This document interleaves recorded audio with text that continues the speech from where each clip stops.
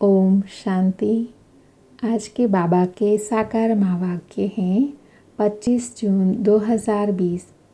आज बाबा बोले, मीठे बच्चे, बेहद के सुखों के लिए तुम्हें बेहद की नॉलेज मिलती है। तुम फिर से राजयोग की शिक्षा से राजाई ले रहे हो। आज बाबा ने प्रश्न पूछा, तुम्हारा ईश्वरीय कुटुंब किस बात में बिल्कुल ही निराला है?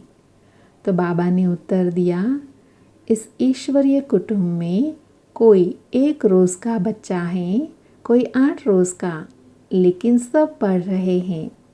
बाप ही टीचर बनकर अपने बच्चों को पढ़ा रहे हैं। यह है निराली बात। आत्मा पढ़ती है, आत्मा कहती है बाबा बाबा, फिर बच्चों को 84 जन्मों की कहानी सुनाते हैं।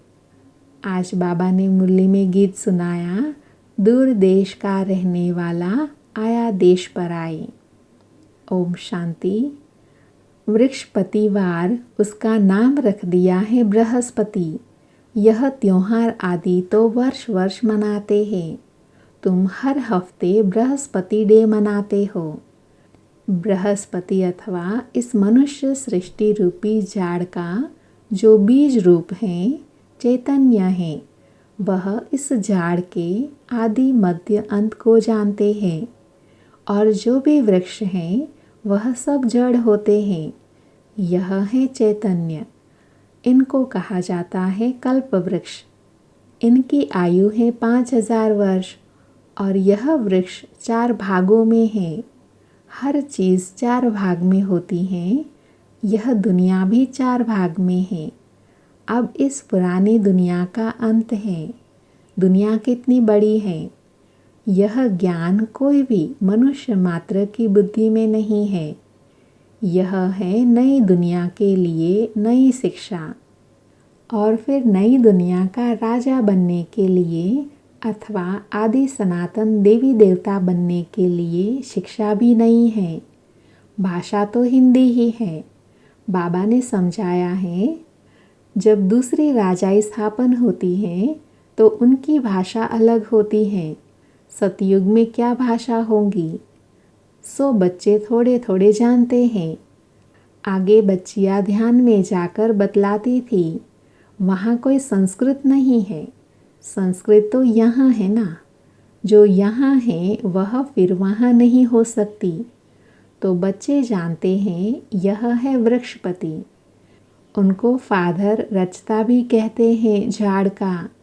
यह है चैतन्य बीज रूप। वह सब होते हैं जड़। बच्चों को सृष्टि के आदि मध्य अंत को भी जानना चाहिए ना। इस समय नॉलेज न होने कारण मनुष्य को सुख नहीं है। यह है बेहद की नॉलेज, जिससे बेहद का सुख होता है। हद की नॉलेज से कागविष्टा समान सुख मिलता है। तुम जानते हो, हम बेहद के सुख के लिए अभी पुरुषार्थ कर रहे हैं। फिर से यह फिर से अक्षर सिर्फ तुम सुनते हो। तुम ही फिर से मनुष्य से देवता बनने के लिए यह राजयोग की शिक्षा प्राप्त कर रहे हो। यह भी तुम जानते हो, ज्ञान का सागर बाप निराकार है। निराकारी तो बच्चे आत्माएं भी हैं, लेकिन सबको अपना अपना शरीर है। इनको अलौकिक जन्म कहा जाता है। और कोई मनुष्य ऐसे जन्म ले नहीं सकते जैसे यह लेते हैं। और इनके भी वानप्रस्थ अवस्था में प्रवेश करते हैं। बच्चों को सन्मुख बैठ समझाते हैं। और कोई आत्माओं को बच्चे बच्चे कह न सके। कोई भी धर्म वाला हो, जानते हैं शिव बाबा हम आत्माओं का बाप हैं।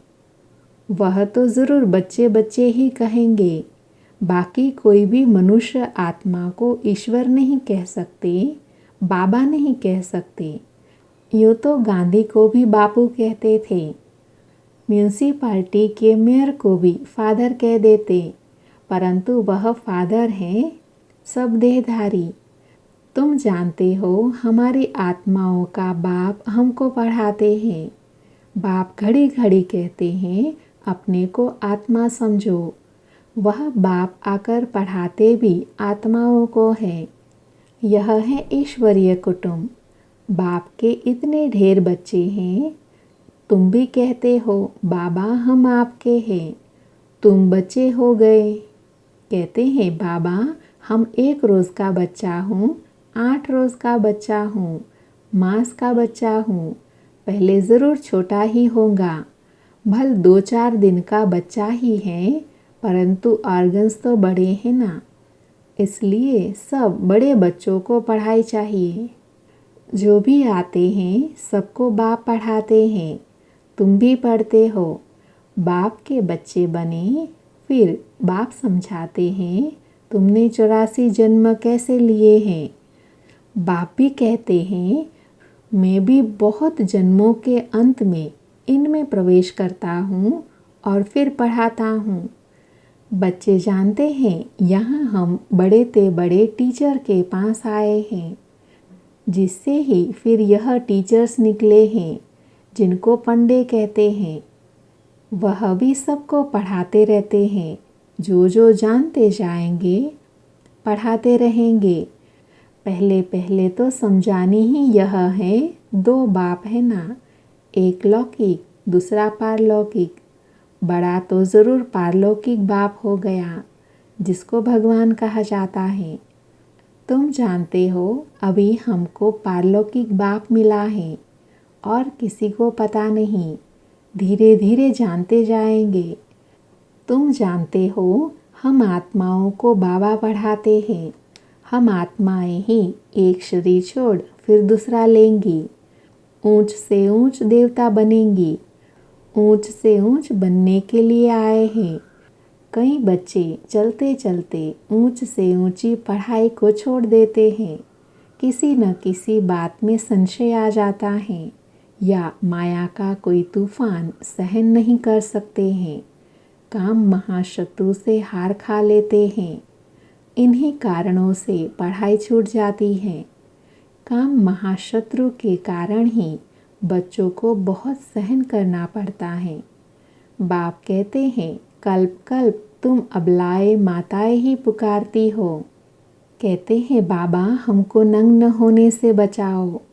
बाप कहते हैं याद के सिवाय और कोई रास्ता नहीं। याद से ही बल आ जाता है। माया बलवान की ताकत कम हो जाएगी, फिर तुम छूट जाएंगे। ऐसे बहुत बंधन से छूटकर आते हैं, फिर अत्याचार होना बंद हो जाता है। फिर आकर शिव बाबा से ब्रह्मा द्वारा बातचीत करते हैं। यह भी आदत पड़ जानी चाहिए। बुद्धि में यह रहना चाहिए कि हम शिव बाबा पास जाते हैं। वह इस ब्रह्मा तन में आते हैं। हम शिव बाबा के आगे बैठे हैं। याद से ही विक्रम विनाश होंगे। अपने को आत्मा समझ बाप को याद करना है। यही शिक्षा मिलती है। बाप से मिलने जाओ तो भी अपने को आत्मा समझो। आत्म अभिमानी भव। यह ज्ञान भी तुमको अभी मिलता है। यह है मेहनत। उस भक्ति मार्ग में तो कितने वेद शास्त्र आदि पढ़ते हैं। यह तो एक ही मेहनत है, सिर्फ याद की। यह बहुत सहज से सहज है, परंतु डिफ़िकल्ट भी हैं। बाप को याद करना इससे सहज कोई बात होती नहीं। बच्चा पैदा हुआ और मुख से बाबा बाबा निकला, बच्ची के मुख से माँ निकलेगा। आत्मा ने फीमेल का शरीर धारण किया है। फीमेल माँ के पास ही जाएंगी। बच्चा अक्सर करके बाप को याद करता है क्योंकि वर्षा मिलता है। अभी तुम आत्माएं सब बच्चे हो। तुमको वर्षा मिलता है बाप से। आत्मा को बाप से वर्षा मिलता है याद करने से। देह अभिमान होगा तो वर्षा पाने में मुश्किलात होंगी। बाप कहते हैं मैं बच्चों को ही पढ़ाता हूँ। बच्चे भी जानते हैं हम बच्चों को बाप पढ़ाते हैं। यह बातें बाप के सिवाय कोई बता न सके। उनके साथ ही भक्ति मार्ग में तुम्हारा प्यार था। तुम सब आशिक थे उस माशूक के। सारी दुनिया आशिक है एक माशूक की।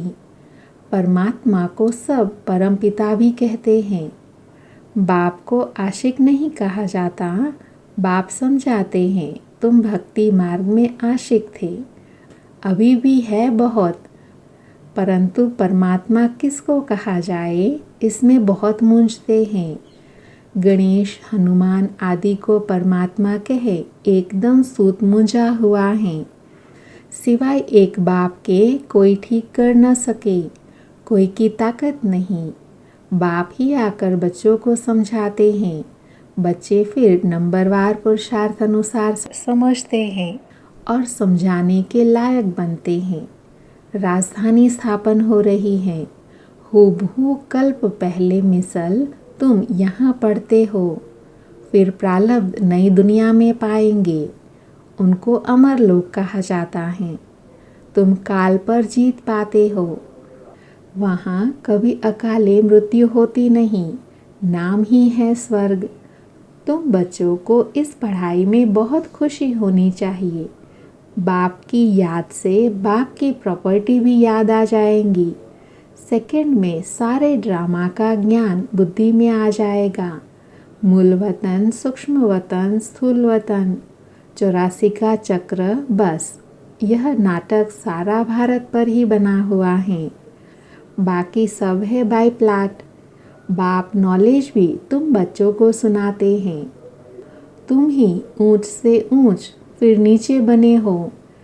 डबल सिरताज राव और फिर बिल्कुल ही रंक। अब भारत रंक भिखारी है। प्रजा का प्रजा पर राज्य है। सतयुग में था डबल सिरताज, महाराजा महारानी का राज्य। सब मानते हैं आदिदेव ब्रह्मा को नाम बहुत दिए हैं। महावीर भी उनको कहते हैं। महावीर हनुमान को भी कहते हैं।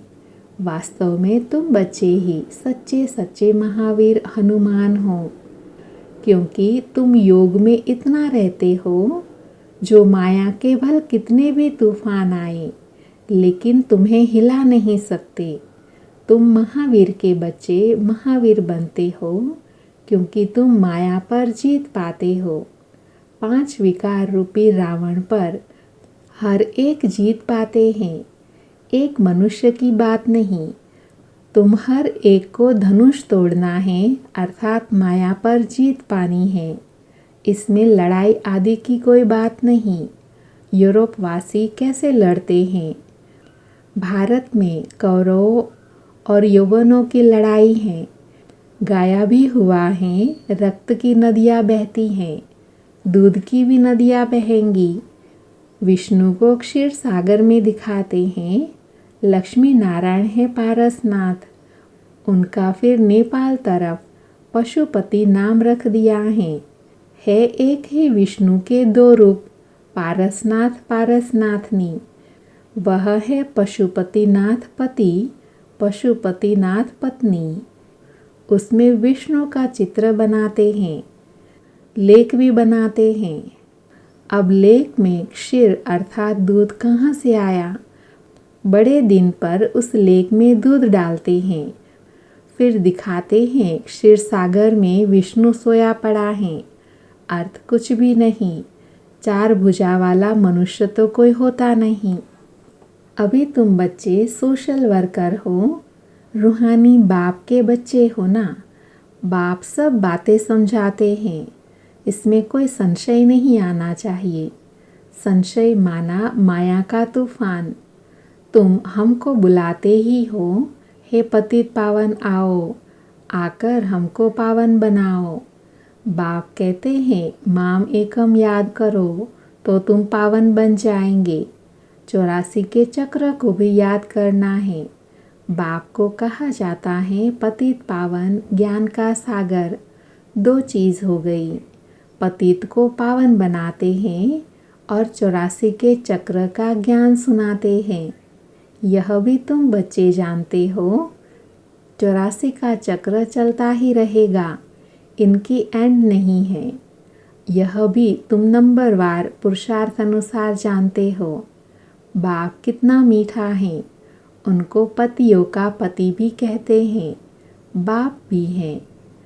अब बाप कहते हैं, मेरे से तुम बच्चों को बड़ा भारी वर्षा मिलता है, परंतु ऐसे मुझ बाप को फारकती दे देते हैं। यह भी ड्रामा में नूंद है, पढ़ाई को ही छोड़ देते, गोया फारकती दे दी। कितने बेसमझ हैं। जो अक्लमंद बच्चे हैं वह सहज ही सब बातों को समझकर दूसरों को पढ़ाने लग पड़ेंगे। वह फौरन निर्णय लेंगे कि उस पढ़ाई से क्या मिलता है और इस पढ़ाई से क्या मिलता है, क्या पढ़ना चाहिए। बाबा बच्चों से पूछते हैं, बच्चे समझते भी हैं कि यह पढ़ाई बहुत अच्छी है, फिर भी कहते हैं क्या करें। जिस्मानी पढ़ाई नहीं पढ़ेंगे तो मित्र संबंधी आदि नाराज़ होंगे। बाप कहते हैं दिन प्रतिदिन टाइम बहुत थोड़ा होता जाता है, इतनी पढ़ाई तो पढ़ नहीं सकेंगे। बड़े जोर से तैयारियां हो रही हैं, हर प्रकार से तैयारी होती है ना। दिन प्रतिदिन एक दो में दुश्मनी बढ़ती जाती है। कहते भी हैं ऐसी ऐसी चीज़ें बनाई हैं जो फट से सबको खलास कर देंगे। तुम बच्चे जानते हो ड्रामा अनुसार अब लड़ाई लग नहीं सकती। राजधानी स्थापन होनी है, तब तक हम भी तैयारी कर रहे हैं, यह भी तैयारी करते हैं। तुम्हारा पिछाड़ी में बहुत प्रभाव निकलने का है। गाया भी जाता है, ओहो प्रभु तेरी लीला अपरम अपार। यह इस समय का गायन है। यह भी गाया हुआ है, तुम्हारी गत मत न्यारी। अब आत्माओं का पाठ न्यारा है। अभी बाप तुमको श्रीमत दे रहे हैं कि माम एकम याद करो तो विक्रम विनाश होंगे। कहाँ श्रीमत, कहाँ मनुष्य की मत। तुम जानते हो विश्व में शांति सिवाय परमपिता परमात्मा के कोई कर न सके। 100% पवित्रता सुख शांति 5000 वर्ष पहले मुआफिक ड्रामा अनुसार स्थापन कर रहे हैं। कैसे? सो आकर समझो। तुम बच्चे भी मददगार बनते हो। जो बहुत मदद करेंगे वह विजय माला के दाने बन जाते। तुम बच्चों के नाम भी कितने रमणीक थे, वह नाम की लिस्ट एल्बम में रख देनी चाहिए। तुम भट्टी में थे, घर बार छोड़ा, बाप के आकर बने, एकदम भट्टी में आकर पड़े। ऐसी पक्की भट्टी थी जो अंदर कोई आ न सके। जब बाप के बन गए तो फिर नाम ज़रूर होना चाहिए। सब कुछ सरेंडर कर दिया, इसलिए नाम रख दिए। वंडर है ना, बाप ने सबके नाम रखे। अच्छा, मीठे मीठे सिकिलधे बच्चों प्रति माता पिता बाप दादा का याद प्यार और गुड मॉर्निंग। रूहानी बाप की रूहानी बच्चों को नमस्ते। हम रूहानी बच्चों की रूहानी माता पिता बाप दादा को याद प्यार गुड मॉर्निंग और नमस्ते। आज की मुरली में धारणा के लिए सार हैं। उसमें पहला है, किसी भी बात में संशय बुद्धि नहीं बनना है। माया के तूफानों को महावीर बन पार करना है। ऐसा योग में रहो जो माया का तूफान हिला न सके। दूसरा है, अक्लमंद बन अपनी जीवन ईश्वरीय सेवा में लगानी है। सच्चा सच्चा रूहानी सोशल वर्कर बनना है। रूहानी पढ़ाई पढ़नी और पढ़ानी है। आज बाबा ने वरदान दिया, संकल्प रूपी बीज को कल्याण की शुभ भावना से भरपूर रखने वाले विश्व कल्याणकारी भव। वरदान का डिटेल है, जैसे सारे वृक्ष का सार बीज में होता है, ऐसे संकल्प रूपी बीज हर आत्मा के प्रति प्रकृति के प्रति शुभ भावना वाला हो। सर्व को बाप समान बनाने की भावना, निर्बल को बलवान बनाने की, दुखी अशांत आत्मा को सदा सुखी शांत बनाने की भावना का रस व सार हर संकल्प में भरा हुआ हो।